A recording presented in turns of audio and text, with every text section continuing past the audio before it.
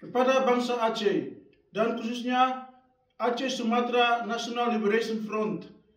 Selamat merayakan 47 tahun kemerdekaan Aceh.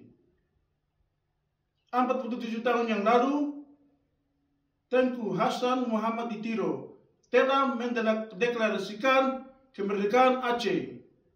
Kami yakin bahwa semangat perjuangan Aceh merdeka masih ada dalam setiap jiwa bangsa Aceh.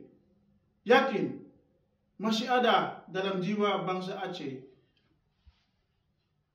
Dengan adanya MOU Helsinki, itu bukan berarti perjuangan bangsa Aceh telah gugur. Sama sekali tidak. Bangsa Aceh harus sadar, harus yakin bahwa tidak akan ada masa depan bangsa Aceh di dalam bingkai negara kesatuan Republik Indonesia itu. Sama sekali tidak.